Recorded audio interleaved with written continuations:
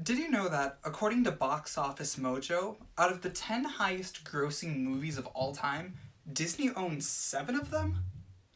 Disney also recently reached control of more than 35% of the domestic box office. That is more than double their second place competitor, and they show no signs of stopping. But such economic tribulations don't seem that important to the average consumer, right? I mean, we all love a good Disney movie. But their control over the box office means that they control the messages and movies that we, the consumers, see. Now, the film industry is near and dear to my heart. I hope to be a part of it someday. And Disney is the most massive figurehead in the market. So I have done some extensive research on their economic and ethical background. And I'm not here today to discuss whether or not Dumbo is a good movie.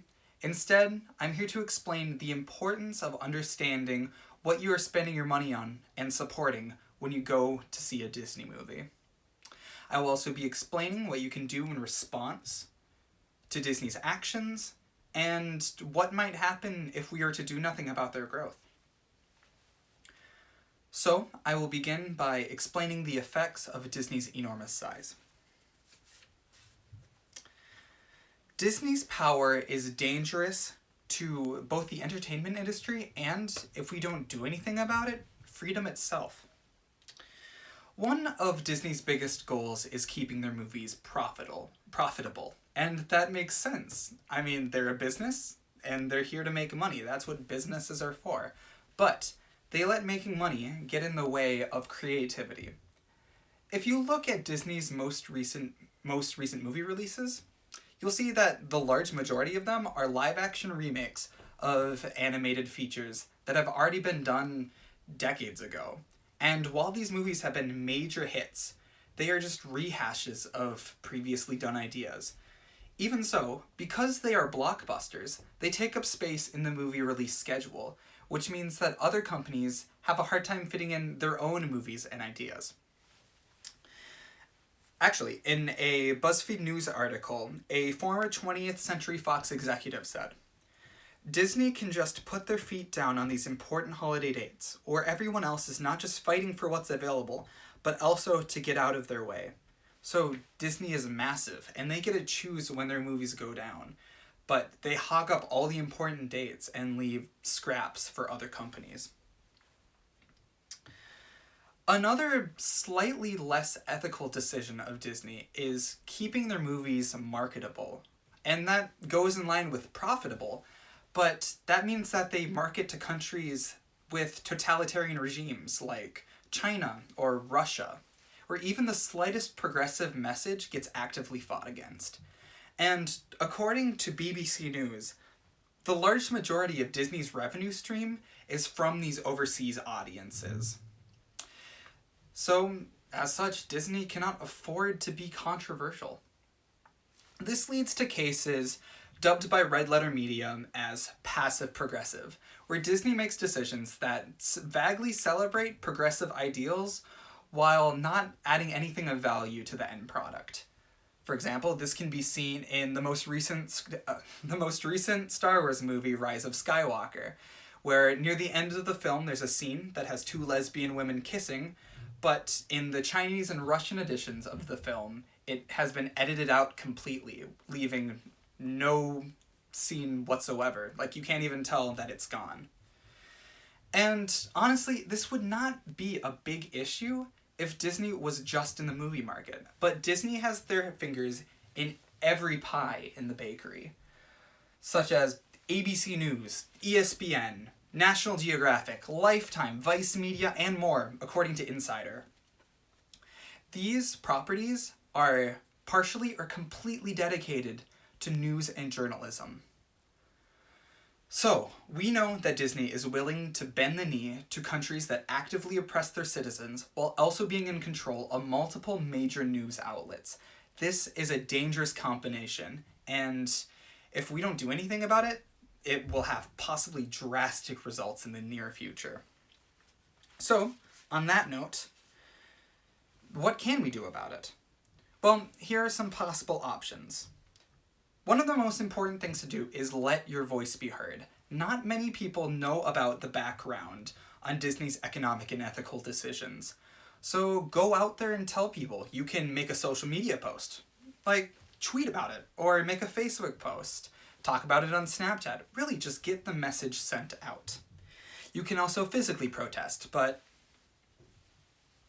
maybe you should wait until after the quarantine is over for that. Another thing you can do is vote with your money. According to a Fast Company article, voting with your money is the most effective method of letting your voice be heard because businesses respond to lost profits.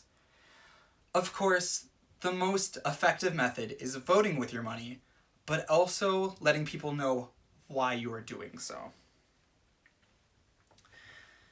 In the case, though, letting your voice heard can be very difficult. It can be hard to get a message out when you feel like you are one person. So what would happen if we don't do anything about it? Well, let's go with the worst case scenario.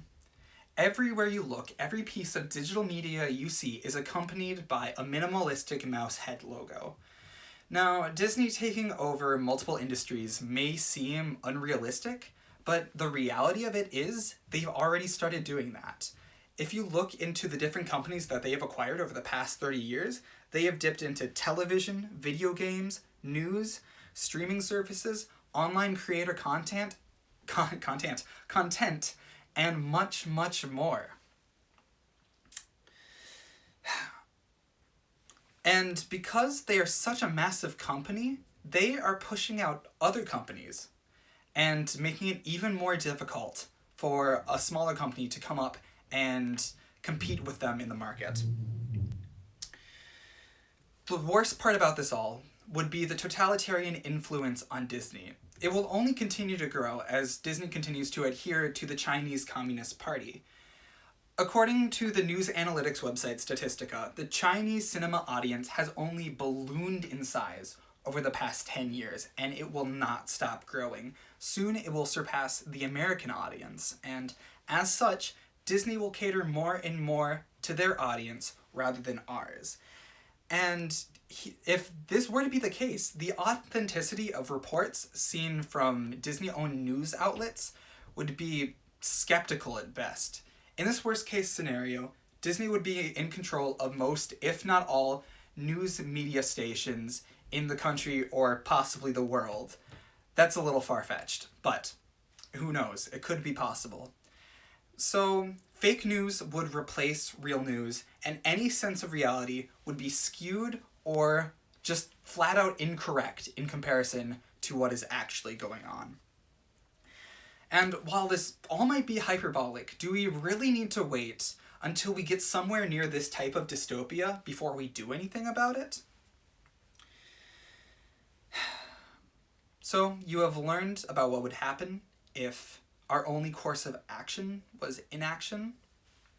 You have learned the dangers that Disney presents to both the entertainment industry and one of our most important human rights. And you have learned how to stop this. Go out today, let your voice be heard, shout it from the rooftops, post a vaguely snarky Facebook post.